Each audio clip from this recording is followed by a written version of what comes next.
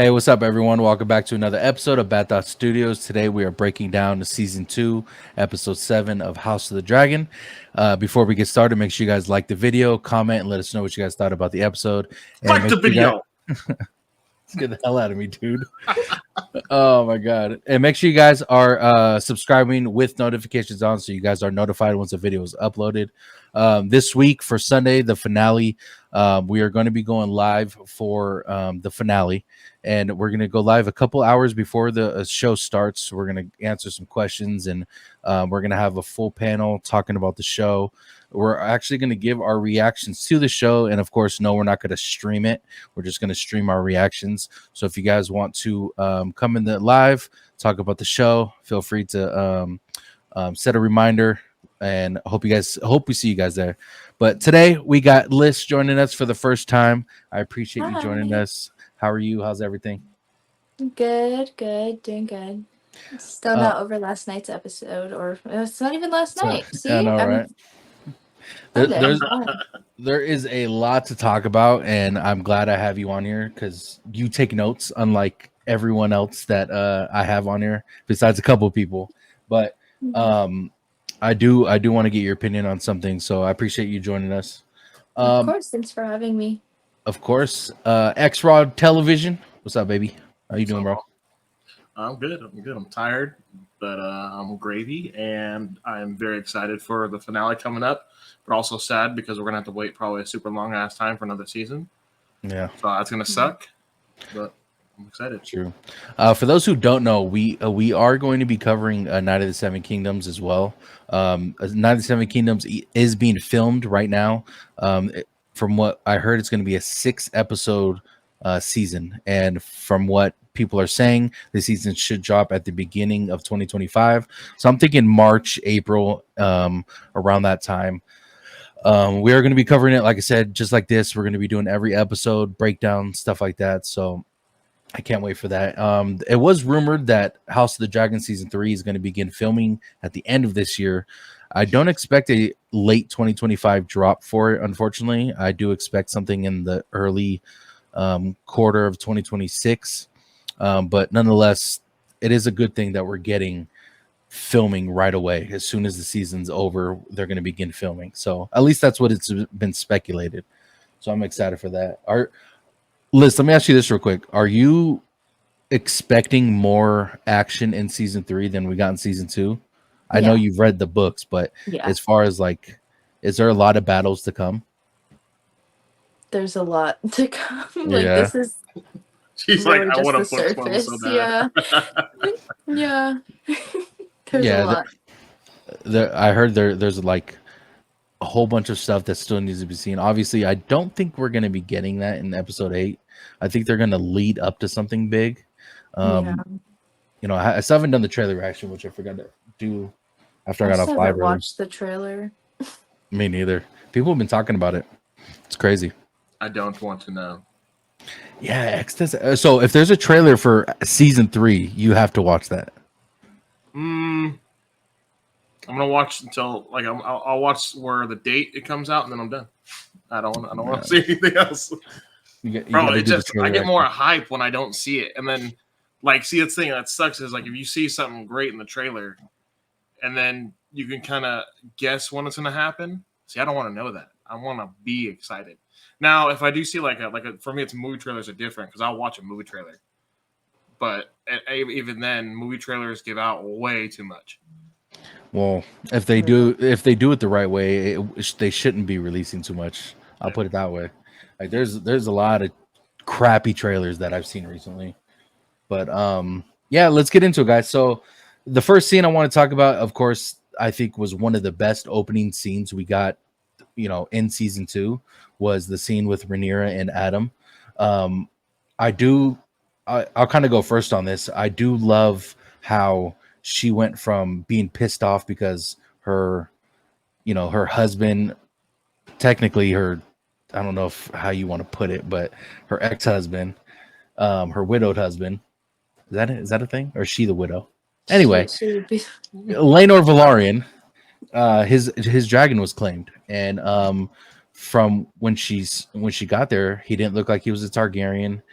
He was she was just very pissed that he was claimed. But she goes and talks to him a little more. He bends the knee right away. And to me, him bending the knee, since obviously Rhaenyra doesn't know him, but we know him from on screen, is he just wants to be recognized. He wants to be that person that is the son of Corlys in a way. Like he just wants that recognition, and he bent the knee right away in this scene. Now, people were questioning like why he did it. To me, it has to be the recognition. Like there's no other. If you look at it from the previous episodes, he talked to his brother. He said, what if Corlys talked to us or acknowledged us? And Alan was pretty much like, dude, drop that dream. We're never going to be anything else than what we are. So, but what was your opinion on that scene, Liz? And what did you think of him bending the knee right away? And what do you think it meant? Well, I actually didn't even think about what you just said until you said it, but initially I thought he just seems like the kind of person, like, don't kick a gift horse in the mouth, like, kind of thing.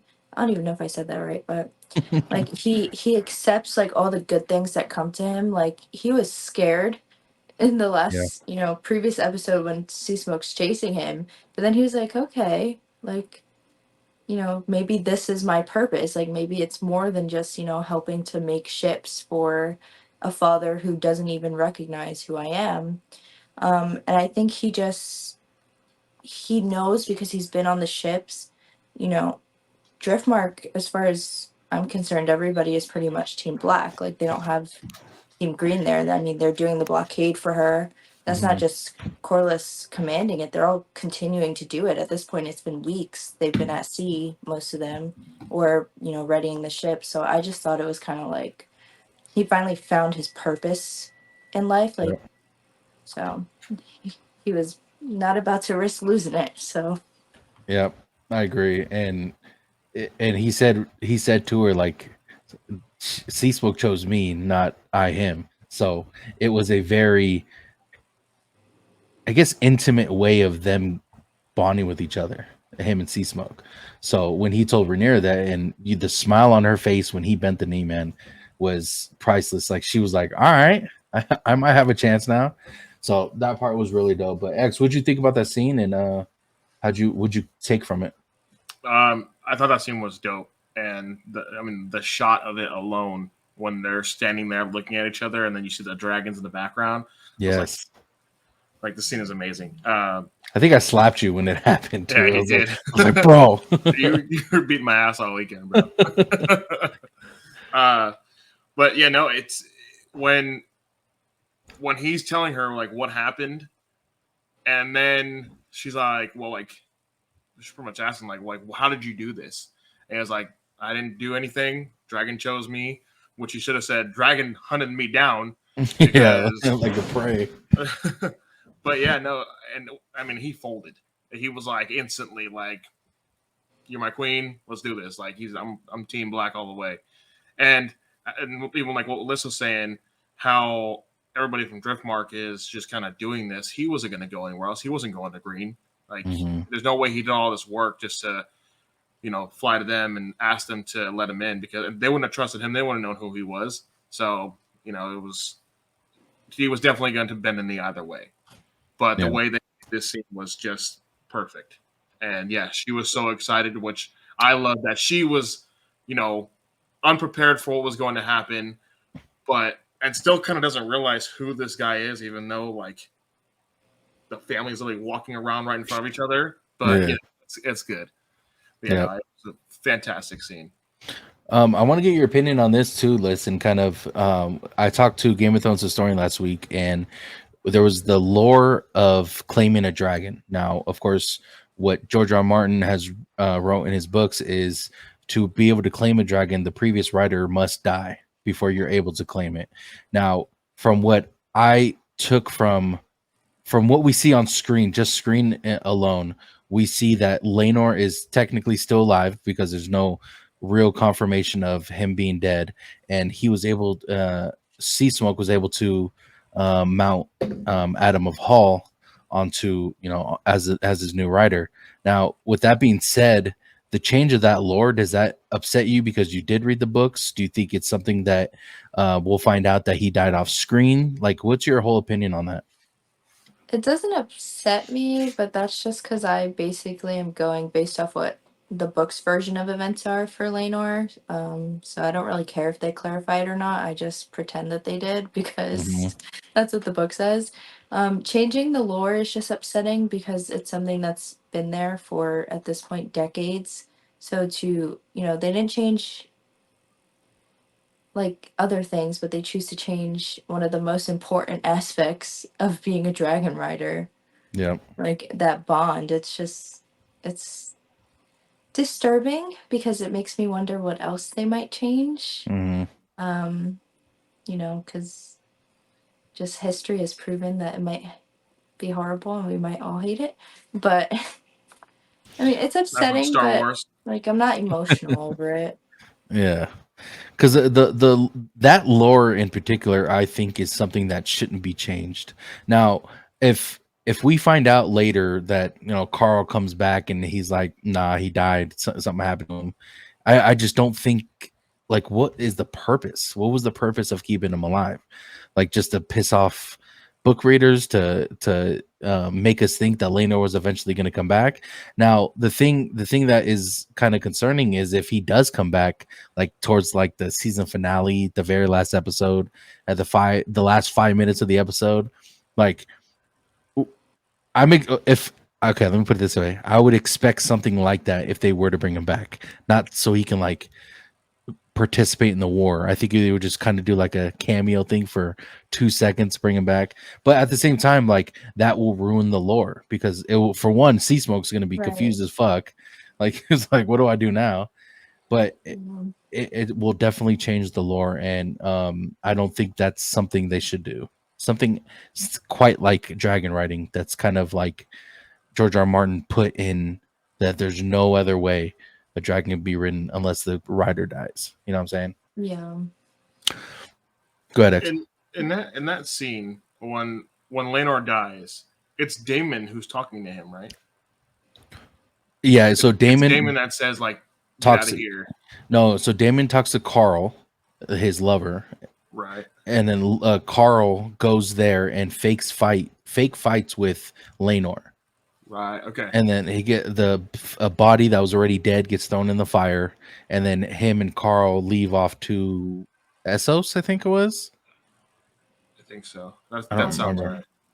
So maybe I was thinking, in theory, maybe they didn't want to write Daemon out because everybody was speculating that Daemon was going to kill Laenor to be with Rhaenyra. Mm-hmm. So maybe they try to like kind of write it out of the script to where Daemon wasn't such a bad guy. Like after all, like just warn him like, hey, you know what? This is how we want it. This is how you want it. Fake your death, or fake, telling Carl to fake his death. So Daemon doesn't seem like such a bad guy to us on screen. I think it kind of just depends on how you see it. That'll be the only thing that makes sense. But yeah, I don't want that lore ruined. Like especially something such like that kind of holds the whole story together. I don't think it would be good. Yeah, and that's my main like concern though, is if fucking Sea Smoke comes back and it's just ruined. Like that part is ruined. The lore for sure, because Addam would be alive.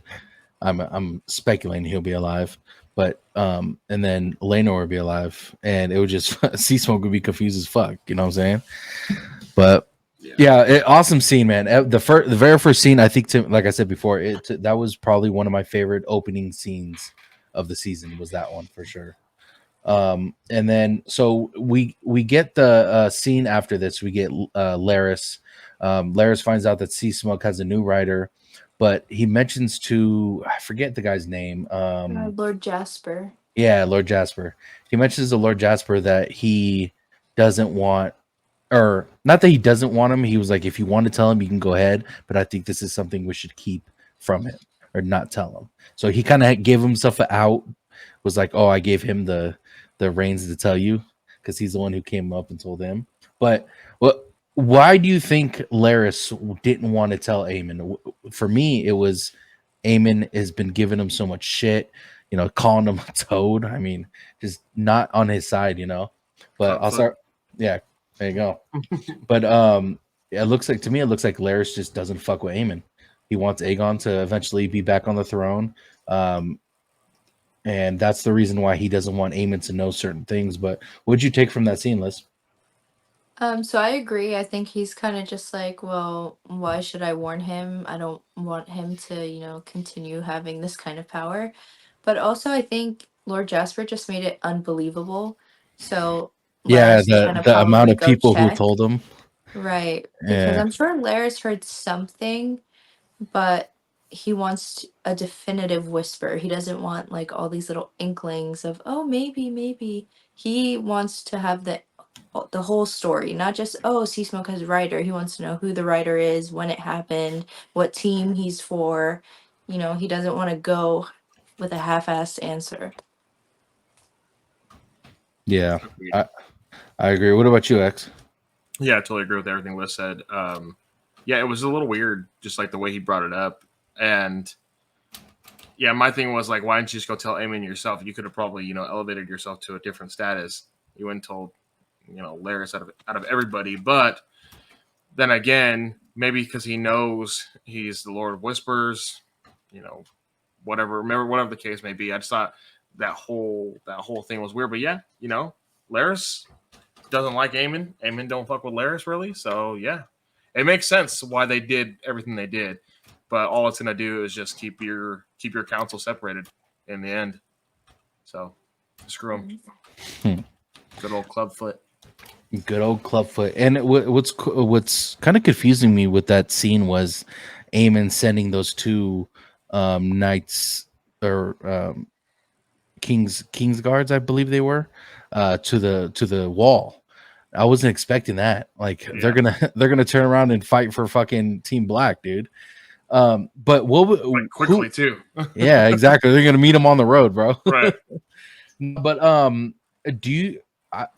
X and I were trying to figure out who those two soldiers were.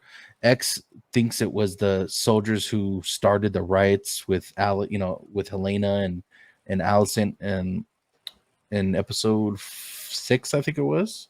Mm-hmm. And to me, I thought it was the Aegon's two knights that were kind of his friends, that were in the background. Did you see who they were, Liz?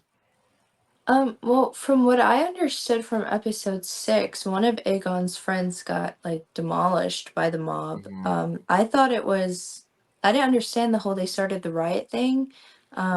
Perhaps we didn't see, but off screen they were kind of the people who Rhaenyra's handmaiden was, whispering to. Mm-hmm. I don't remember seeing them at all in episode 6. Like I have to go rewatch. But the whole riot thing just doesn't make sense. I think it's just an excuse to get rid of them because they were Aegon's like appointed Kingsguard, and he appointed not very smart people. So oath breakers for sure. Yeah. Yeah, that was, I didn't understand the whole sending them to the wall thing. I guess Larys said Aemond has what's the word I'm looking for? Merciful. Yeah, he was merciful. But I just don't, because we're getting graybeards, which is different from people from the wall, like from the Night's Watch. So I guess that's merciful, but it's still in the north. You know what I'm saying? So it was weird. It is kind of merciful. Like even in Game of Thrones, we see like you have the option, to give your life to the wall or back to the gods kind of thing. But I think it was just a show because now it's really obvious that the small folk are in open rebellion against, Team Green. So it looks merciful to them if he's sending the rioters to the wall instead of, offing them, even though we know either way they're basically screwed. Yeah. True. Okay, so this scene, the next scene I wanted to talk about was Jacaerys. Jacaerys, man, I feel bad for this guy because he's tried everything to help Rhaenyra, and he's always gets shut down, all that stuff. He brings up a good idea to, get some lowborns or not lowborns, illegitimate children to bastards. I could say bastards on YouTube. I forgot. You think you couldn't? I forgot I wasn't on TikTok. But he wanted to get bastards to be able. Actually, they weren't necessarily bastards, were they? They were just Targaryen blood. Yeah, Targaryen blood. So he tried to go that way, and of course, what's his name? Stefan Darkling. He got burnt up. My boy got cooked in like seconds, bro. Yeah. But we find out that Jacaerys wasn't happy when he found out that Addam was riding Sea Smoke. He didn't like that it was a lowborn and a non-Targaryen was able to claim a dragon. He specifies and says, if we're blood of the dragon, I forgot what the exact words, but he says, if we're blood of the dragon, like what does claiming a dragon even really mean? Like what makes us so special if we're blood of the dragon? And he was pissed off, dude. He did not like the idea. And I believe he called them peasants at one point, if I'm not mistaken. And mongrels. He called them mongrels. Mongrels. There you go. Mongrels. He said lowborns and mongrels. That's insane to me, dude. Like, and then literally Mysaria goes up to Rhaenyra and says, like, we need these bastard children. Like, we need these people. And like, but what'd you guys think of? I'll start with you, X. What'd you think of that that scene with Jacaerys and why he was so pissed off? And like, do you think he was right? Hell no, I don't think he's right. I'm like, dog, no? This was your idea. You literally told her, like, look in the bloodline and see who else. I'm sure he wasn't expecting lowborns, because when he says it, he says look in the bloodline and see who's been married off. Mm-hmm. Which he probably thinks that marrying off, like, they're still highborns or of higher status within society, which no, you just had an idea of getting people on Dragonback. Yeah. And whether you thought it was somebody from the Valarians or whatever, this is what you got, bro. You got people on Dragonback. This is what you asked for, and he's still not happy. And you're still not happy. So what do you want at this point? And I really don't understand why he's still so pissed off. The whole him talking about his dad, Sir Harwin Strong, and being upset about that. I'm like, you're like almost a man now. You are gonna be going to battle here soon. Like, you need to get over that shit quickly, because obviously it's just not on your mom's mind anymore. We're past it. Your brother's already been killed, and we're just not something you need to worry about at this moment. I do see why he questions it, though, to be honest with you. Well, yeah, but because he feels like he's just in the same boat as all the other bastards now. And that too, but also, like, what stops another Targaryen brother of his to? I mean, he doesn't even live with Viserys and Aegon. Like, what stops them from going up to Jacaerys and be like, you don't have fucking white hair. You're not a true Targaryen. We are. What stops them from trying to take his throne once Rhaenyra's gone? Well, so I'm sure that goes through his head right now. And that's the thing is what's stopping anybody? Honestly, what's stopping any other Targaryen from starting another war? Another civil war could happen easily and right behind the next one. If this person's next in line for the throne, who's to say that they don't cut, they don't slice them up in their sleep and next person on and so forth. I mean, I think we got Viserys out of vote, and it wasn't supposed to be him. It was supposed to be Rhaenys. And if we're going by the steps, should have been Rhaenys, but just because she was a woman, we lose all on the queen that never was. Yeah, maybe all this would have been different. I agree, and I'm glad that we get some kind of like clarity when it comes to Jacaerys's mindset, though, because we knew he was pissed. He would roll his eyes to Rhaenyra, but he finally like tells Rhaenyra why he's mad at the situation. Like, he's not holding it back. He's actually telling her what's. And then I like how Rhaenyra went up to him and also was like, clarifying, like, you're my heir. Don't think of anything else. You are my heir. But it's always going to be in the back of his head that, hey, I'm Harwin Strong's child. You know what I'm saying? But I think back. Sorry, one more thing was. Yeah, go ahead. I kind of think back to that scene with Larys and Aegon, and it's kind of the same scene that we're in right now. Is he tells him, you're no longer the king at this moment, so your life is in danger. Mm-hmm. I mean, you are the king, but you're not on the throne. So if you die because you do have injuries, you're done.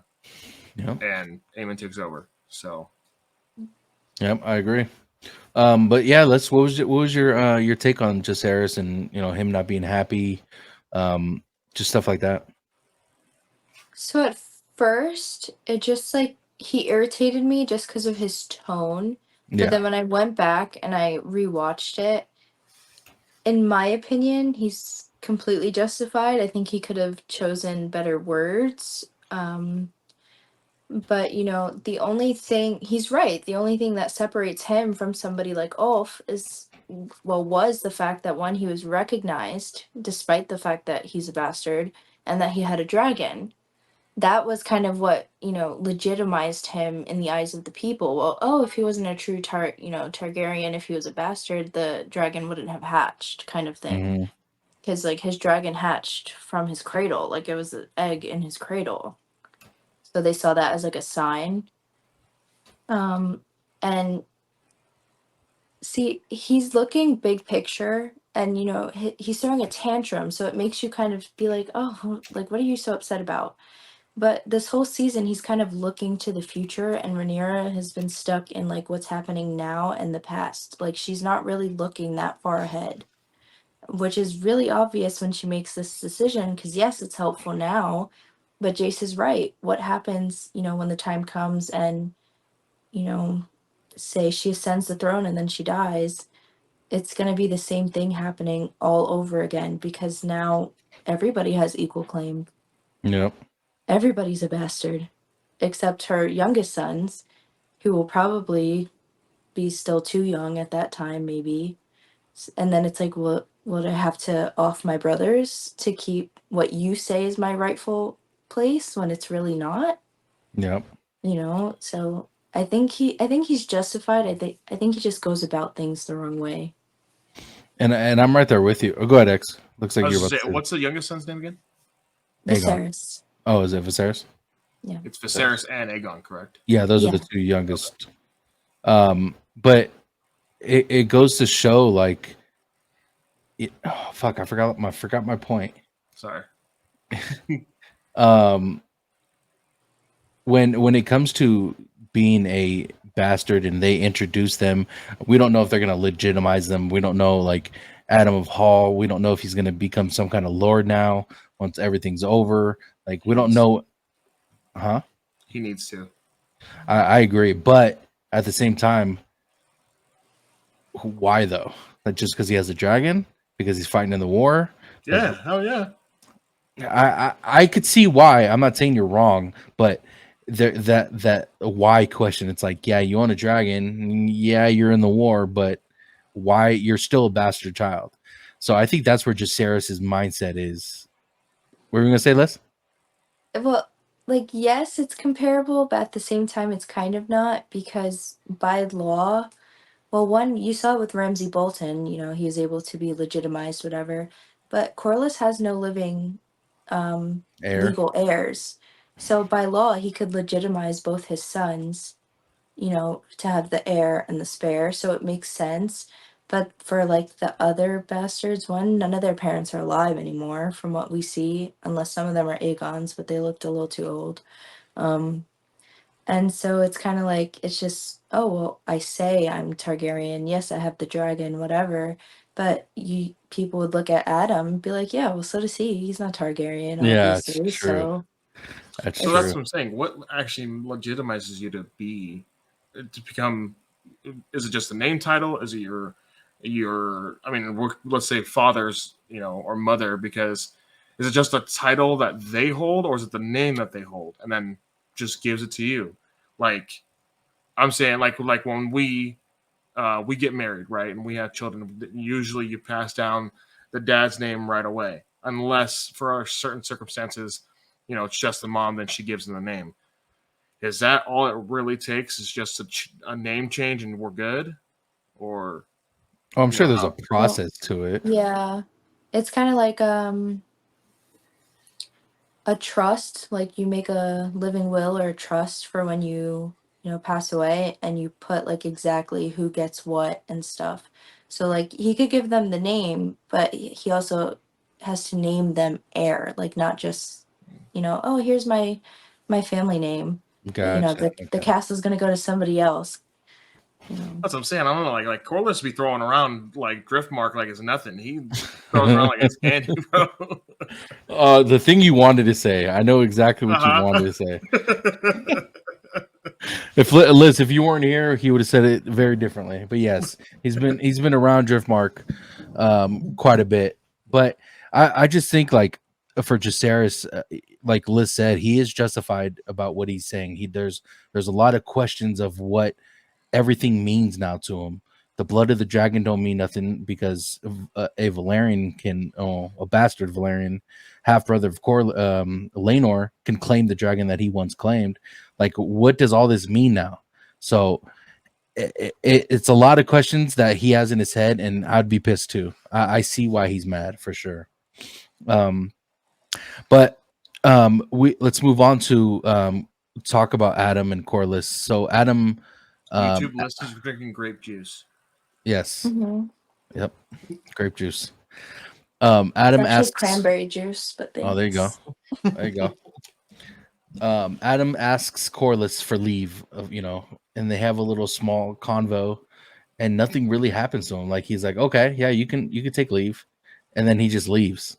And the look that Addam has is very, draining, dude. Like he thought he was finally gonna have that conversation with Corlys, and kind of have that father-son kind of talk, but Corlys just doesn't want to do it, and it's pissing me off, dude. Irritating as yeah. It's like Rhaenys' last wishes to you were to legitimize these children. I think she said take him out from the shadows and bring him to the light.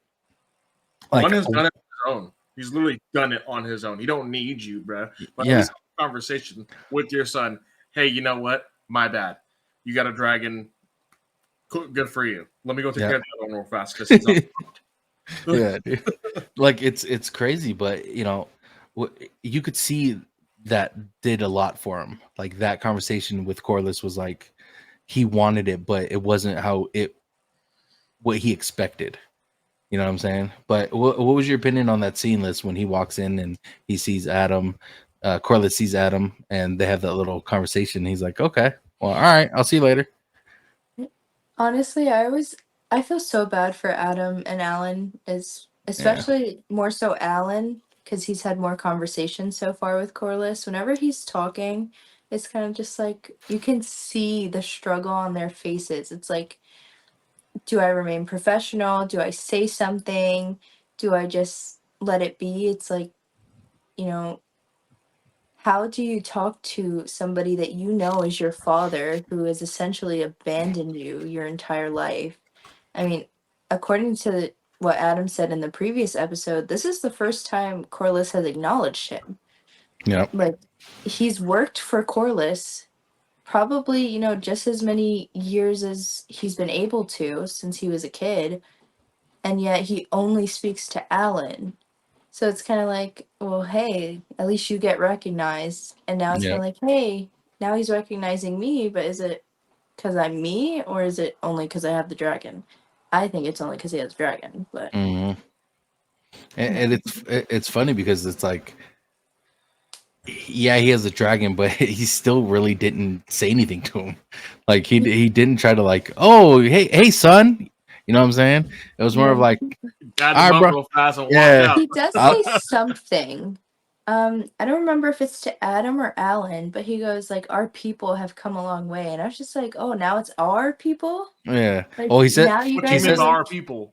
Right. Like, he says that to Alan when he's asking if he wants to, essentially offering him to become a dragon rider because his brother is a dragon rider, and he told him, he was like, I'm of Salt and Sea, and that's when he was like, our families came a long way. But I've ever seen Foreshadow slap somebody in the face, it was right there. Yeah. Like, oh, I'm of salt and sea. Well, If Corlys, anybody is shocked at what that means in the future, I'm going to they just didn't watch need show. to go to the hospital. Yeah. Like, and that's one thing we can tell about this show is just always foreshadowing. And that right there was just like, could have had a V8, bro. It's in your face. Yep. But yeah, to the point of Corlys not saying anything, he just really needs to step up and be the dad that you at least halfway should be. Give your sons recognition for what they are, what one of them is absolutely going to be, and which is a big part of this war, and the other one is going to be right there at your side on the seat. He's right there with you. So just let them both know, hey, I recognize you both. Good job. We're done. Yeah. He just dabs him up. Hey, nice ride, bro. And then fucking bounces. That's what he did. Hey. And they're literally like the sons he always wished Rhaenyra was. So I don't understand why he's so quick to be dismissive. See, if I had to choose a reason, it would be if him admitting that he had an affair from Rhaenys, but I don't know. He just gives off that I'm honorable and I should stick to the morals of House Velaryon. And if I had to pick one, it had to be that. But I could be wrong. But you didn't. Yeah. See, but I mean, I feel like this is why I kind of wish Rhaenyra and Rhaena had made it to season 2, like as we saw them more as adults, just because it's like Alan seems so much older than them, and Addam seems like around the same age, if not younger. So it's kind of like, okay, well, did he, was Alan just a product of him being reckless before, he was settled down, and then Addam is him being a cheater? It's kind of because if Addam and Alan are close in age, they need better casting because they look at least 10 years apart to me. No, they do. I love the actors who play Alan and Addam, but you are right. It's like if they're giving off the same age kind of vibe to us, it's definitely not there for sure. And the color hair too. Like I'm not sure how it is in the books, but the color hair, if they have the same mom and dad, why are they different hair colors? So I'm not sure if there's like a lore behind the hair color and all that stuff. But that is very telling when it comes to both of them, is they both have different color hair. Yeah, but they changed a lot of the characteristics from the book because, to make the show more interesting. Are they different hair in the books, the Velaryons? I don't remember Addam and Alan's hair in the book, but the Velaryons are actually like white with very similar features to the Targaryens. Like they're not that far off from them. But like there were other Targaryens who had dark hair. They just kept them out of the show because it leads for more drama. Like Rhaenys had black hair. Oh wow, really? Yeah, Rhaenys's mom is a Baratheon. The seed is strong, like the black hair. But in the show, she's a bastard too. See, now it's all ruined. Yeah, so they change a lot of like little things. So in the show, I don't take, them too much from it. Yeah, makes sense. That makes sense for sure. So the next scene I want to talk about is one of my favorite scenes. Oscar Tully is a fucking G, bro. Bro. G, dude. He made Daemon look like a complete pussy. Like, hey, you want my people? What are you gonna do about this motherfucker right here? And of course, and it was cool. Like before they even met with everyone, the little meeting they had before, he's talking to him. He's like, "Yeah, I will fight, but for Rhaenyra Targaryen. We don't fight for Daemon Targaryen. Rhaenyra is the rightful queen. We are not oath breakers." So, and then sure enough, he says, "We will fight on one condition." Is that you give justice to William Blackwood. And sure enough, he said, "All right, bro, let me pull out my sword." But then he has that face that he makes, like when he decapitates him, he makes that face like, "What have I done? Like, am I getting better?" And then, sure enough, he has that scene with Viserys right after, and it's almost like all that was for nothing because he's seen another dream again. like all the Viserys that we saw before, because we get like a the older Viserys that we got in episode 10. You know what I'm saying? So, what was your take from that scene list? The whole Oscar Tully, and we'll even dive into the Viserys portion of that too. I loved it. I have like half a page of notes just on that scene. Like, let's hear it. I want to hear it. Oscar Tully. First of all, the fact that he openly challenges Daemon in private, where Mm-hmm. you know nobody's there to witness. Like, it would be a he said she said kind of thing. That's really ballsy. But I love that he already knew Damon's character from that first meeting. Like, he Yeah. didn't. He's like, I don't need to give you another chance to explain yourself. I know who you are. I know what you do. Like, you're gonna listen to me, or we're gonna walk. Like, these people already don't want me to align myself with you. Yeah. They would rather break their oaths to Queen Rhaenyra than follow you anywhere. Like, nobody likes you, nobody trusts you. Essentially, you're worthless to us. Like, we're only doing this for Rhaenyra. Yep. And I love how in that scene he refers to him as my king. Like, he does say the consort thing, but he does refer to him as my king. And then when they're out in the courtyard with everybody, he's like, "Yeah, what do you have to say, my prince?" Like, oh, he I didn't even switches up notice on that. him. He did say my prince. I didn't even Yeah. notice that.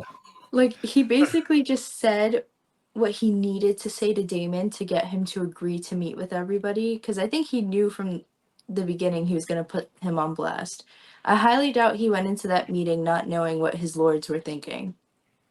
Like, that doesn't seem smart to look, you know, like you're not united in front of Daemon Targaryen. Like, he plays mind games. Everybody knows that. He tried doing it there, and everybody was like, "Sir, please sit down. Like, take a seat. We don't want to listen to you. You sound like a buffoon."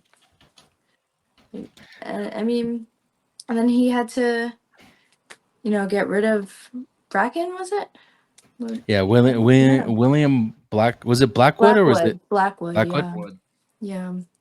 And I mean, everyone's like, "Oh, that just shows he hasn't changed." But I mean, yes, he would have done that anyway, but you could tell why he did it this time. He didn't just do it to cover his own, ass. He did it because he knew if he didn't, Rhaenyra would lose her army. Like, this was something he didn't do for himself. He actually did it for Rhaenyra, which is different from how he's been acting at Harrenhal. So I think it shows change. Yeah, it go ahead, X. What were you gonna say? I was saying I like that. That's a good point on it. The thing that, and with Viserys, I like the scene because he says, I never wanted the crown, and you wanted the crown. And he hands it to him, or goes to hand it to him, and the Viserys, or Daemon rather, that we know would have taken it in a heartbeat and would have loved to have been king, but he hesitates. He doesn't even grab it. He just looks at it in fear, like, of what this crown might do. And that's what I loved about that scene, was we are definitely seeing a different Daemon. A lot of people hate the fucking Daemon thing in Harrenhal. I get it, guys. I really do. We wanted more Daemon and Rhaenyra together. I understand it, but these last 2 episodes with him there have been worth him being there, in my opinion. The whole Viserys thing. Yeah, the last 2 episodes. The first 3 were not. Don't get me wrong, guys. I wasn't a fan of it, but it made it all worth it from what the Daemon were getting in these last 2 episodes. It's a changed Daemon. If it was the same Daemon, he would have grabbed fucking Craxus and just mounted him and said, "You guys better fucking join me. I'm gonna burn you guys all." You know what I'm saying? Yeah. He didn't run away. Like, yeah, exactly. He didn't run away. He accepted his challenge. Yep. And we're seeing a different a different Daemon. So to me, it's been worth it. But like I said, I do understand why people are upset that he's there. Like, we want to see Daemon in action, kind of strategize with Rhaenyra, see him, because Rhaenyra and Daemon are a great couple, a great they're great with each other. They're going to, they're going to win this. I don't know if they're going to win this war, but if they win this war, it has to be together.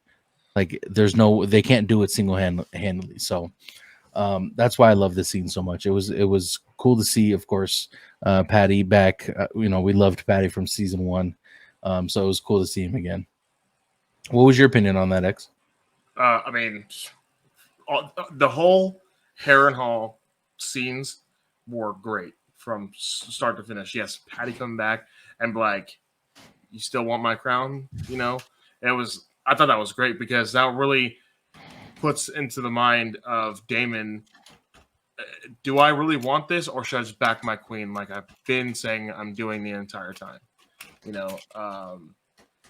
But for him to really be put down by a child, did you see the meme on X? It's Stan Marsh when he has big old balls. No. Yeah, he's carrying him around in a wheelbarrow. Oh, yeah. Oscar Tully's face on it. I was like, absolutely. No 100%. Way, dude. Yeah. That's funny. From The Simpsons, or not Family Guy. No, South Park. South Park. Yeah. One of those. But yeah, no, I thought that was fantastic. I mean, he just let him have it. And when he said "my prince," I was like, "Oh, bro! If he takes out the sword, Daemon's done. Like, out." Yeah. But I mean, he had to do what he had to do. The kid said he had to say what he had to say, and it worked out for everybody in the long run. Daemon didn't back up Blackwood. Like, actually, I thought he was gonna do that. I thought he was gonna say, "Oh, well, I sent them out to do their jobs, and obviously it worked," But no, he said, "All right, well, I can't condone his actions, so off with your head," Yeah, great scene. Glad to see Daemon really start to change. Like, we know he's changing now. Please don't end the season with him in fucking Harrenhal. I really am over it at this point. I understand the last 2 episodes were fantastic with him there. Get on your dragon and leave. Everybody knows what they got to do now from this point on. Go back to your wife. Let her know what's up, please. Hopefully. Fuck. Yeah, I thought that scene was great, and I agree. I do. We're not going to see Patty for a 3rd episode in a row. Even if we did, I think we kind of get the point of what's going on with him and Daemon. So hopefully he leaves. Hopefully we get him out of there and move on to something bigger and better. If we do see Patty again, it's pretty much Patty telling him, like, proud of you for growing up. Get out of here. Like, go. Yeah. And then we get Rhaenyra. We kind of talked about Corlys and him talking to Alan about Addam being the dragon rider of Sea Smoke, and he offers him to become a dragon rider as well, but he said he's of Salt and Sea, so we'll kind of skip over that one. But I want to talk about Rhaena and her leaving the Vale. I forgot who. Can you remind me, Liz or X, who the Lady of the Vale is? Lady Jane Aaron. Jane Aaron. She's like watching them leave, like, bye, don't fucking come back. And we all thought, a lot of people thought, like, oh, she was kicking them out, but people forget that wasn't their destination. They were supposed to go to I think it was Pentos. Mm-hmm. Yeah, so they were just in the Vale for a little bit, and then now they're on their way to Pentos. But Rhaena said, "Okay, y'all, I'll meet y'all there. I'm gonna go do my own thing," and she goes and looks for where we're assuming is sheep stealer. She sees all the carcasses of sheep on the ground, burnt up to a crisp. She goes and tries to find this dragon, and kudos to her, man, because for one, she's tired of not having her dragon, and for two, she sees a dragon. She sees what a dragon is capable of, and what this particular dragon is capable of, and it's burning fucking sheep. Like, what makes her so special to go up to this dragon? So, what was your opinion on that, X, and like her just leaving everyone and just going to go find sheep stealer? Take the initiative. Go get them. Yeah. And that's what everybody else is doing. You know, we see Jace doing it. We see a little bit of Bela doing it. Hell yeah. You know, let these kids cook, do their thing. She goes off and she can find this dragon. Hell yeah. Because again, it's all going to be going for Team Black anyway, which is what we want. And we can get one more dragon on their side. 100% I'm down. But yeah, the Lady Jane Eyre is a bitch. Like, I know that wasn't their destination, but her look, her glare, bro. If looks could kill, that entire squad is dead on that spot. I will say this. I'd be a little mad if I was her. I was just about to say that. Did you see how small that dragon was that they left her? Yeah, I was just about to say that. I would have the same, disappointment that, oh yeah, you didn't get one dragon, you got two. Well, thanks, because they're fucking sleeping under my bed right now. Appreciate it. Like I would be pissed too. They're cute. Oh, they're fucking adorable. What was the I always forget this dragon's name. It was the tiny one in episode 6, I believe. Oh my god, it was so cute too. Stormcloud, yeah, there you go. Oh my god, dude, I want one. I fucking want one, dude. I want dragon. X, give me dragon. Yeah, bro. Let me just take it off the screen for you. But Liz, what was your whole opinion on that scene? You know, she leaves the Vale and she's like, all right, well, I'll meet up with you guys. I'm gonna go find my dragon. So my first thought was like, oh, please don't get rejected again, because like they talk about how Sea Smoke tried to off you, but then my other thought was, oh my god, she is Rhaena. Like, because Rhaena, I don't know if you remember in season 1, she's talking with Viserys like in the garden about how Vhagar, she wants Vhagar, and like she wonders where he is. She is. And she goes and essentially we can assume seeks her out, because she comes back as her. I'm just gonna call it they, as their rider, because I can never remember. And now Rhaena's kind of doing the same thing. She's like, you know what? Maybe I have to, like X said, kind of get out there, take the initiative, because obviously these dragons back home don't like me. So maybe this one will. Oh. Yeah. And to kind of top off this scene, she was kind of curious on why Jane didn't tell her about it. Like, why did what you said, you had no dragons, but now you have like one that protects the Vale. For one, it's kind of weird that this dragon is in the Vale, because we don't know one who had a dragon in the Vale, at least from the show aspect of it, and why it's just roaming around. So I do hope we get some kind of by the way, Liz, Nettles, a lot of people mention Nettles in my chat, as you know, and X knows.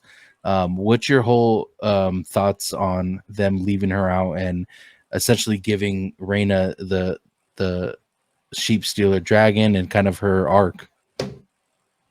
I think it changes a lot of storylines, and that leaving her out is going to create a lot of kind of plot gaps if they decide to keep some things in. And it's like, if you're going to scrap the character, you kind of have to scrap all of what she did, and then that intertwines with other people's storylines, and it's just, I don't think it was a smart decision.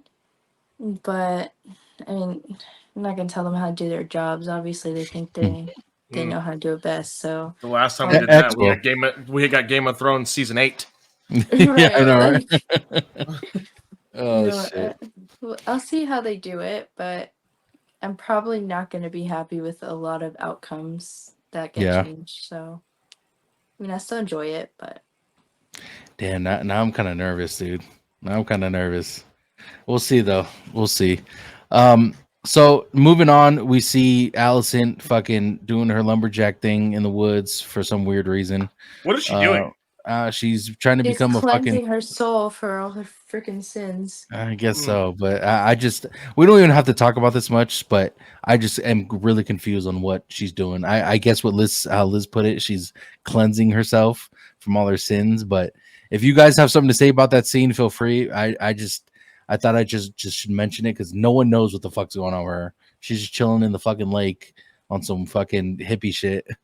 Just What confused. did I tell you during the episode? I was like, I said, she's like, I just want to go out in the woods, or she's like, I want to go out, and the guard is like, okay, who do you want me to bring with us? And she's like, nobody, just you. Yeah. I'm like, he was scared. He's like, oh, I'm about to be the next Queen Slayer, huh? I know, right? I'm like, bro, like, and she's like just sitting there in the water, it's like, while as there's like a dragon flying over King's Landing right now, and she just doesn't give a shit. Yeah. You lost all your power, so you're gonna go for a swim. All right. Yeah. Do you have anything to say about that scene, Liz? I think one, it was kind of because so many people don't like Alicent. I think it kind of really showed how young she is and how lost she is, because she's right. Like, in her mind, everything she did was for her house and for, the throne, her children, and it meant nothing to them. Like, they just threw her out with the trash. So she's kind of like, you know what? I'm just gonna go float. And, hopefully I maybe, don't survive and we never make it back. And then it'll be better. But yeah, I think she's just losing it. Yeah. She has no grasp of reality because, I mean, who's she gonna hang out with? Helena, who we've seen. I mean, I love Helena, but I could not last more than 5 minutes around that girl, probably. So, and like even when she's around Helena, she almost looks irritated that she's around Helena. You know what I'm she saying? looks uncomfortable. Like, Yeah. Keeps putting her in danger. Like, why are you taking this girl out the castle? She don't want to leave. She's antisocial. Just let her be. Leave her alone because you are torturing her. Yeah. And something always happens when she leaves. So, oh man, we'll find out what happens to Alicent and what's going on with her. But I do want to talk about Rhaenyra sending her spy some information to gather, the bastard or the dragon seeds in King's Landing. You get the scene with Ulf and they're fucking cheering in the bar, not giving a fuck who hears them. It's just nuts. And that whole scene was very wild to me. Like there was even X was like, dude, should they be cheering right now? Like it was very weird, dude. But that's what I'm saying. No guard presence. Nobody gives it. They're just doing whatever they want. It's like anarchy. And even looked like the guard, or at least the gold cloaks, were kind of helping them too, like helping the spy. So like you could tell people don't really fuck with the high tower Targaryen family, or not the Targaryen family, but the high tower portion of this ruling. But yeah, Team Green. Thank you. simpler way to put it. Team Green. But that whole thing was weird to me. I'll start with you, Liz. What did you think about that? Of course, it was a great idea to get the dragon seeds, but the whole thing with Ulf and people cheering and all that shit. What was your opinion on that? Well, I think it just shows how little control Aemond actually has over the city. Because when we see scenes from the Red Keep, they're like, "Oh my God, he's a tyrant!" But then we see the small folk, and they're just like, "Yeah, who is Aemond? Like, Queen Rhaenyra is the queen. Like, we don't care about Aemond. Like, what is he gonna do? Send us to the wall? Kind of like, he didn't punish them, not really. True. So." I think them cheering, was kind of just wild to me, because I'm like, do you guys not know what happens if a dragon decides they don't want to claim you? Like, they're all just like, yeah, why wouldn't you do it? Like, go do it. And Ulf is like, because I like my life. Like, I like drinking and, whoring around. I like doing what I want to do. I love how he was like, my knee, my knee's fucked up. I can't really do much right now. I was like, okay, bud. I was like, damn, bro, you Tones? Hey, that was a low blow, dude. Low blow. But go ahead, Liz. I'm sorry. No, you're fine. And honestly, I think it kind of showed how he's similar to Aegon in a way. And I thought this in the beginning of the season also, because like he likes that positive attention and he only goes to Dragonstone because they were giving him such, high praises about being a dragon rider and this and that. I feel like if nobody had encouraged him, he would have just sat there with his bum knee doing absolutely nothing. Like, Yeah. and Aegon's the same way, especially around the small folk. Like, everything he does is for positive attention. So that kind of scares me a little bit, but true. It does me as well. What about you, X? What was your opinion on that whole scene? Again, how no one was walking in there and slicing his head off for cheering that, oh yeah, I'm a Targaryen, I'm going to claim a dragon right now, is crazy. The gold cloak presence was not there when everybody was heading down. Even it just, even if it was, bro, like they wouldn't do. They're not going to do anything because they're on, I believe, Daemon's side. If I'm not mistaken, like they're loyal to Daemon, and you could tell because like when they were, I believe there was a piece of cloth hanging from that door. The gold cloak picks it up and it was like, okay, like I'll help you guys out. So it was very, very confusing to me. Yeah, extremely weird. And yeah, for that sigil to be on, I think we saw it once, but it kind of seemed like maybe it was kind of spread around to different places. And she's walking through the streets to spy, like, hey, I need to be here, and wherever you go, like, let people know if they got silver hair, we'll meet across the water. You know, I was like, no one is stopping anything, which is maybe because of what Rhaenyra did by sending the food over. You know, that might be part of it, because maybe, the gold cloaks weren't being fed either, or maybe it is the Daemon presence. I don't really know, but yeah, that entire scene it's crazy how nobody in King's Landing has control of anything at all. Also, like, she's so well dressed for some peasant girl.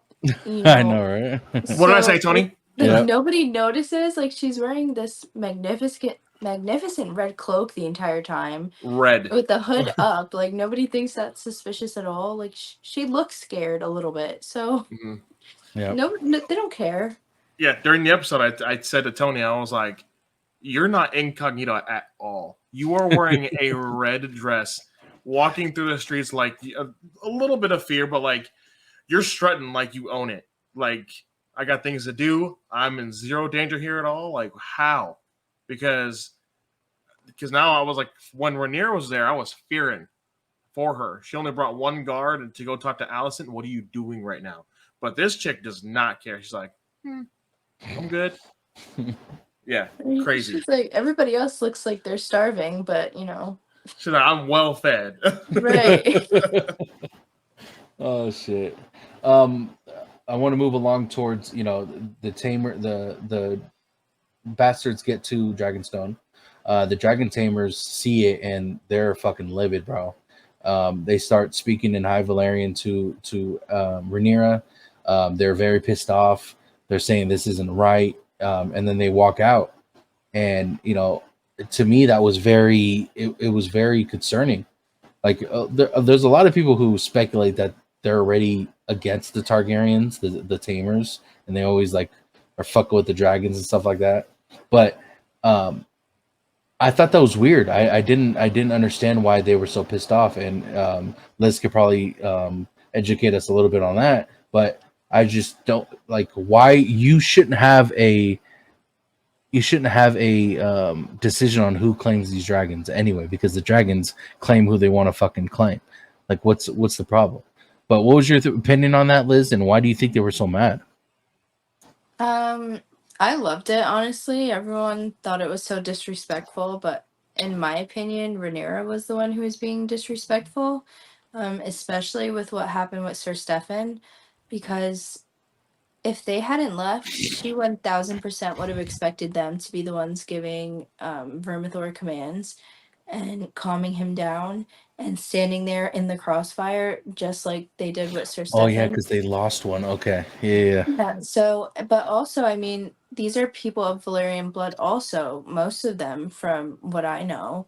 So to see, your thousands of years of culture, and then even just these, this last century or two, with the Targaryens being rulers and dragon riders, to just see that be erased, just so you could win a war, essentially.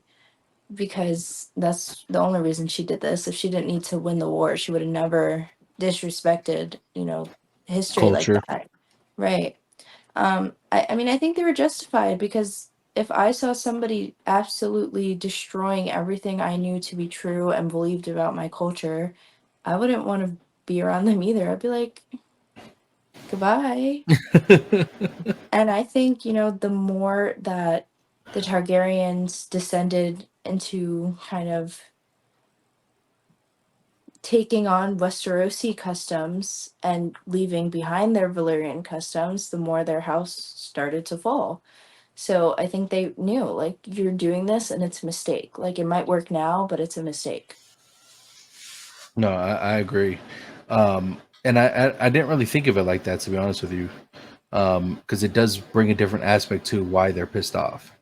I forgot that they were, and technically they're from Ovalaria because they speak High Valyrian, but I forgot that they're pretty important people when it comes to these dragons. Like, they tame these dragons. So yeah, I could see why they have such a close connection to some of them, and kind of throwing that aside would also piss me off as well. So thank you for clarifying that for me. But what was your opinion on that scene, X? Do you think, after hearing this, what she said, do you think it was justified? I think that they were justified. I totally agree. They're pissed. Their culture's changing. Everything's changing for them. And yeah, it kind of goes along with the line of Jace. They're lowborns. They're not. They're not high blood people who we've been teaching all this time. At the same time, for me, Rhaenyra should have slapped the shit out of the main guy. At least how she did that homeboy in the hallway. Because, like, I'm sorry, that guy was barely saying anything. I mean, yeah, he kind of deserved it, but you should at least just, she told him, "Oh, I forgot to make you fear me." This guy walked straight out and said it to your face while you have a room full of people who are supposed to be following you soon. He would have got bitch slapped if that was me, just to prove a point. I'm gonna slap you and you can step on out anyway. But yeah, I think he was justified enough. All of them walking out, I get it. At the same time, she should have shown more power in that point. Yeah. Yeah. You have any thing else to add to that list? Yeah, I think she was just in shock because she was just like, wait, what? Like, a servant just said what to me? Like, yeah, she's like kind of got stunned. Right. She was like, all right, toodles, see you later. Like, oh, hey, Vermithor, buddy. Let's get this show on the road. Like, I think she just wanted to move as quickly as possible so everybody there would kind of forget. They're like, I don't know if you guys seen Bridgerton, but in season 3, when Penelope's sister, Penelope's kind of embarrassed and she goes, the bugs. It kind of reminded me of that. Rhaenyra's like, oh yeah, I forgot about that. Yeah, let's distract everybody. This is why you're really here. I one day I want to get your opinion on Bridgerton, because I watched the whole thing and I would love to talk to you about that. But yeah, I agree. And the way you put it is very justifiable for them to speak to her like that, because they're pissed, dude. I'd be pissed as well, and I didn't think of it like that. So thank you for putting that in perspective for me. So I don't necessarily. I didn't really have much to say about this, but when we talked about it in the live list, you kind of brought up that the whole portion when Rhaenyra is talking to all the bastards in the room, kind of discussing what's going to happen and stuff like that. You had a strong opinion about that and the way she was talking to him, and I remember that from the live. But let me know I want to know what you thought about that little speech, because you said you didn't really believe it when she was talking. Yeah, I mean, if I was standing there, I wouldn't have been convinced. I would have been like, all right, let me go home. Like, yeah, there was no conviction in any of her words. There's no emotion. Like, her face was saying a lot, but her voice to me was just kind of like, you're gonna die. Like, watch my face. Don't listen to anything I'm saying, because yeah. I don't know, it just wasn't convincing. She kind of seemed a little bit afraid up until she was able to calm Vermithor. Like, you could even see you know, she's like, is he gonna really listen to me? I don't know if she was so much afraid of him as, you know, embarrassing herself. I think it was more embarrassing herself in front of everyone. But she doesn't care. Like, she doesn't care about them, and she just eliminated all of Jace's supposed competition that he was just, you know, bitching about. So in her mind, it's like, you know, we got room for two of you. The rest of you, you know, I don't know which two it's gonna be, but let's kind of go into that. X, you don't really have nothing to say about that whole speech thing, because no. Okay, because that was very interesting what she said though, because it wasn't that convincing to me as well. Now that I rewatched it for the second time, but yeah, it's crazy. Hey, I never even thought about. You're possible dragon rider, but Yeah, you're most likely gonna die, bud. may the odds be ever in your favor. Yeah, for real. Seriously. So I do want to kind of just put this last portion of episode 7 into kind of a ball of the last scene. So we get Ulf and Ulf and Hugh. They end up claiming Vermithor and Silverwing. Most of the bastards that were trying to claim these dragons were burnt, killed. Vermithor said, he's fucking hungry. He's tired of fucking eating bats in that cave, dude. So he's like, I'm gonna have some fucking humans. So, but ultimately ended up claiming Silverwing. Hugh claimed Vermithor, and I thought the scene was pretty dope, especially when it came to Vermithor. He said he was pretty much like yelling, like, "Come on, fucking, I'm ready to fucking die." And he smelt him, and he was like, "Hey, bud, you wear the same cologne as the other guy that I know." So he pretty much smelt him. Was like, "Yeah, you're the you smell familiar. I might fuck with you, bro. So hop on real quick." So I love that scene. I did, and he got to touch Vermithor. He was yelling at him, and I loved it. But when it came to Ulf, it was Silverwing. You could tell. And one thing I love about this show is they give these fucking dragons personalities, and it's beautiful, dude. It's beautiful. Like you see with Sunfire when he went up to Aegon, he like nudged him in the fucking chest. You see at the we'll talk about the ending of this, but you see Cyrax fucking calling Vagar slurs at the end of the scene, like at the end of the fucking show. like you see these dragons have fucking personality. And the last episode when Daemon was about to leave, you see Caraxes like crying in the background, "Let's go, motherfucker, I'm trying to leave." And while he's talking to Alice Rivers, like you see these dragons have personalities, and I love it. And Silverwing was a prime example of having a personality. He went up to Ulf after he fucking stepped on the eggs.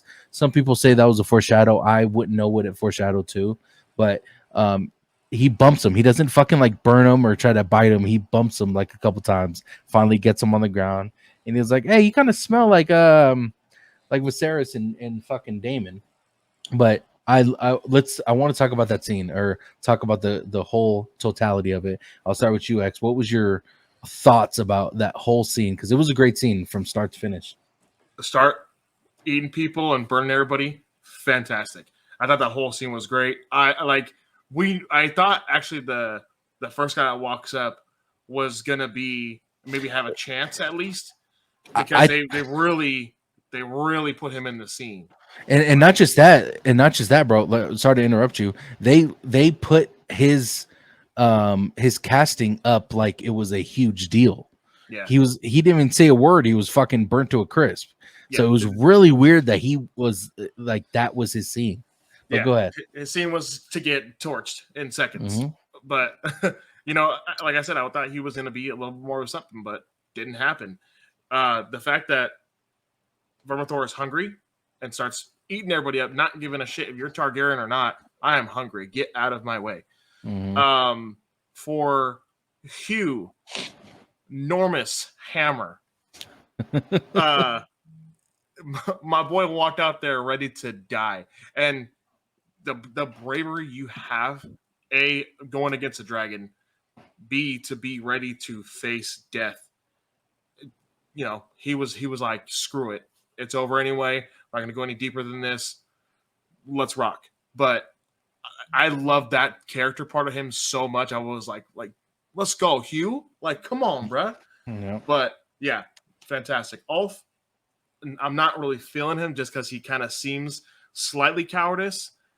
At the same time, I did enjoy the way they did that scene because we've seen that before where the dragon, bumps into their rider with Aegon, and I can't remember his damn Sunfire. Sunfire, yeah. Yeah, when they're, before he flies off, they kind of do that too, where they kind of laugh, and yeah, they have that personality because they have that bond, and you already see it with Silverwing and Ulf, which is fantastic. And it was perfect. They're perfect for each other. Yeah, absolutely. I'm already seeing that this is going to be dope. Him stepping on the eggs, I'm sure is going to foreshadow some shit. But I thought when he first did it, I thought he was torched. I'm like, bro, you're done. You are dead. You just stepped on eggs. Like, they're gonna smell that out, and you are,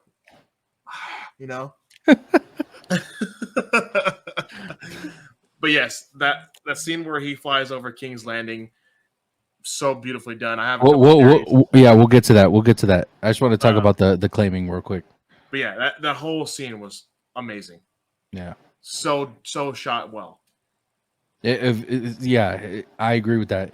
It was visually, it was amazing to see too, for sure. What about you, Liz? What was your thoughts on the totality of that scene? So I really enjoyed Vermithor's, little dramatic bits there. And then Hugh, it was kind of like everyone's like, oh, he's badass. And yeah, he is, but he was scared. He was running away. He was trying to hide. And I think what saved him was that he, like, not only, was trying to protect that girl, but he faced death. Like, he was more afraid of the dragon than he was of death itself. Like, it was kind of like, huh.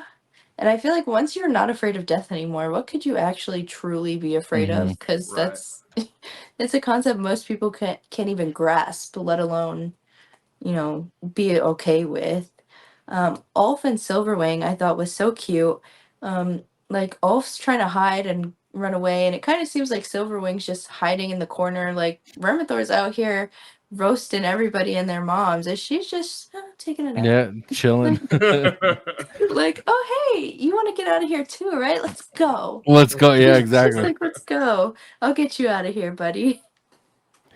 Yeah, I loved that scene, and unfortunately, most of the bastards that were there ended up being fucking gone or burnt up or ate. But at the same time, I love how it wasn't just this easy and simple way of claiming these legendary dragons, these beasts, as Jon Snow would put it. It was very cool to see how they did it, and not only did we get that in episode 6. Sea Smoke being claiming a dragon, Sea Smoke claiming a rider. We see the opposite in this one. So we see the a variety of ways how to claim a dragon. You know what I'm saying? But go ahead. Also, sorry, just going back to personalities, I don't know if anybody picked up on it, but it kind of seemed like Vermithor purred for Rhaenyra and then again for Hugh, like once he was done inspecting. Like to me, he was like, oh, I like you. Yeah. Like, I like you a lot. And he smiled. His smile was so cute. I forgot about that. Yeah, I remember that. His smile I think I was said so that to you cute. too, X, didn't I? Yeah. Yeah, Did you see him smile? Yeah, I thought I said it to you, but yeah, I seen that same, and like I said, it just goes back to the beautiful writing in this and giving these dragons personalities. And I'm not sure if those were kind of said in the books as far as these dragons having personalities, but I love that aspect in the show for sure. Their temperament, yeah, but not so like, oh, they feel this kind of thing. Gotcha. So last but not least, I do want to talk about Ulf riding to King's Landing. A lot of people speculated that was more of people speculated that Rhaenyra sent him there to get someone to follow him, which to me it just doesn't sound right. Ulf and Silverwing, as you could see, they have a similar personality. Ulf was showing off in front of the people that were able to recognize him in King's Landing that he is a dragon rider now. He's solidifying he's confirming what he convinced everyone to think, that he is the blood of the dragon. So now that he's able to ride the dragon, we see fucking Aemond hops on a horse, which was so weird to see, by the way. I thought it was great though for details. No, it was great. Yeah. You can't just call on Vermithor and be like, "Hey, bro, I need you." He's not like on a flyby. Just yeah, like it was cool to see him on a dragon, and he has to ride out to Vhagar, and then you see Vhagar go to follow Silverwing, and Rhaenyra pulls up on some fucking gangster shit. It was like, "What's up, bro?" Like, and then you see fucking, like I said, you see Caraxes or Syrax talking shit to Vhagar, like, "Bitch, you better turn around." And then you see fucking Vermithor in the background, like chest up in the air. And then you see all flying with Silverwing in the background, like what's good, bro? Like, it was so fucking dope to watch that scene. I loved it. But what was your opinion on that, Liz? Well, at first when I saw where he was flying over, I was like, "Oh hell no! Like already? Like this is what we're doing? Like you're not even gonna give Rhaenyra a chance? Come on!" But then once I noticed he was going back, and then Aemond following him was really hilarious to me because Vhagar is slow. Yeah, like that's why she be sneak dissing on everybody. She is slow. Like she's too big to move quickly. So I thought that was comical because what he was gonna do, follow her all the way there? yeah. Because And people even if didn't realize Rhaenyra, how like close they are too.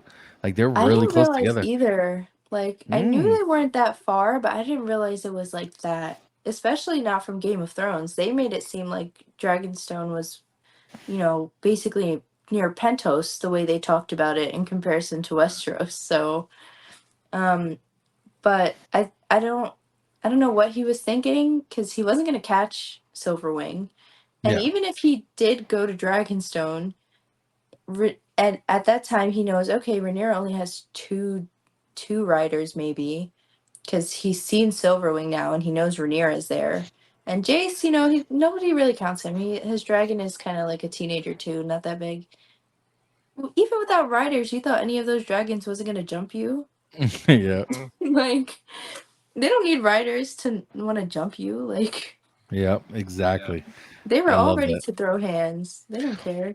Especially fucking Cyrax, dude. Cyrax was... And Well, by the way, Vhagar killed her baby. I would throw hands too. yeah, true. By the way, I want to mention how beautiful Cyrax is. And not just that, like, you see the necklace that Rhaenyra has on her neck. It's the same That's her fucking saddle. yeah, that's the same kind Yeah. of the bottom of her saddle that's wrapped around Cyrax is the same thing, and it's so sick, dude. I loved it. I fucking loved seeing that. Like I said, the little fucking details Ryan Condal and even George R. R. Martin puts in these fucking scripts is mind blowing to me, and I love it. But X, what was your opinion on that scene, bro?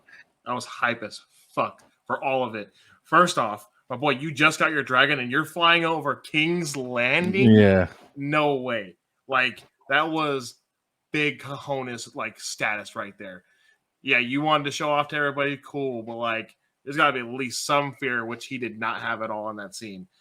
For details, for Aemond having to run outside, go down and get a horse, and go out to Vhagar was fantastic. Yeah. Yeah, I feel like Vhagar is huge. It's almost like when you run around, you fly a sheep through the air. I feel like that's how Vhagar flies. It's just like like you're just gliding the whole time. But again, back to the details of the dragons and having personality. The dragons were ready to pull up like, "What's up, bitch? Yeah. Keep it coming because you are going down today." And again, Vhagar is like that. I always say this: the old sassy black lady that don't want to listen for a second, but they're like, "Come on, grandma, like pull it back." And Aemond has no control over her. I swear, once the real war has really started and we get into big battles, she's not going to listen to a word he's saying, and it may get him killed. But I'm excited for it. I'm so happy that this scene happened because Rhaenyra walked out with her chest beefed up too and was like, "It's on now. I got my party. We rocking." And that scene reminded me of when Drogon dropped off Daenerys, and you see the wings behind Daenerys while she's walking up in season 8. I loved this fucking scene, or this picture right here that we have in the background. Like, it is an amazing fucking shot for sure. Yeah. Any last thoughts before we get out of here, guys? Liz, X-Rod? No. I don't have thoughts. I'm like, please start filming Notes? now. Yeah. Start filming now because I can't wait this long. Guys, we are speculated to hopefully get it soon. Like I said in the beginning of this video, we are getting a Night of the Seven Kingdoms after House of the Dragon, so be prepared for that. And I will be coming out with news. I do come out with news faster on TikTok, guys, so if you guys want to follow me on TikTok, we'll be having faster news come out. When it comes out, I'll be putting it out faster on TikTok rather than YouTube. But yeah, if you guys like the video, make sure you guys give this video a thumbs up. Make sure you guys are commenting and that was crazy. That was dope. If you guys like the episode, make sure you guys comment and subscribe. Like I said, we're gonna be doing a stop doing that, Marcus, or sorry, Candid. Fuck. We're gonna be going live, guys, so make sure you guys don't miss out. Live Sunday, I will put a thing out. It will be 4:30 p.m. Pacific time. All right, we're gonna be going live, answering questions before the show. We're going to be doing a live reaction of the season finale, and we're going to be going live on TikTok after the episode is finished. So if you guys want to come along and join, make sure you guys hit subscribe with notifications on so you guys are notified once a video is uploaded. Liz, I appreciate you coming on. It's been a while since we met, and you became a good friend of mine, and I truly appreciate you for coming on TikTok and kind of educating me at first, and then we just became good friends after that. So I appreciate you coming on, and you are more than welcome to come back. We love you here. Oh, thank you for having me. Who's we? Me and everyone else besides X. No, but okay. If you could tell the people where they could find you on social media, your TikTok. No, that's all right. Thanks. No? I don't post this kind of stuff on my That's all right. If they want to follow you. It's all right. I'm boring.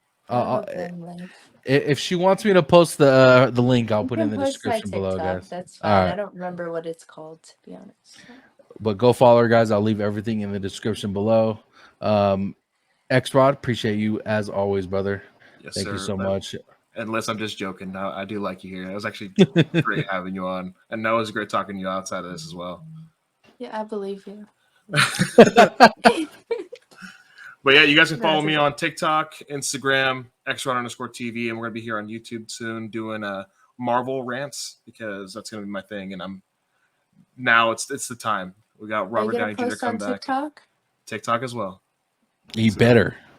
Liz, message him and call him just a bunch of names, dude. When he doesn't post, I say too many things to just not have it out there now. Like Tony got mad at me. He's like, dude, he started. I feel like he kind of kicked my ass all weekend. He went on a fucking rant about Marvel. I'm like, bro, put a fucking phone in front of your face and record this shit. And the funny thing was, the rant I had, somebody else made the same exact video he saw on TikTok like maybe 10 minutes later. Yeah. He's like, dude, this could be you. Stupid. Yeah, I got to do it. Yeah, guys, make sure you guys go give him a follow.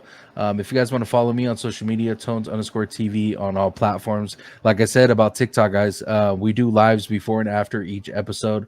So if you guys want to come on, we have a panel. You guys can feel free to speak your mind about the show, if your likes, your dislikes, all that good stuff. So I'll leave that in the description below. And also go follow the podcast with me and Candid, Bad Thoughts Podcast on YouTube and Spotify. All right. But I appreciate you guys for watching. We'll catch you on the next one. Love y'all.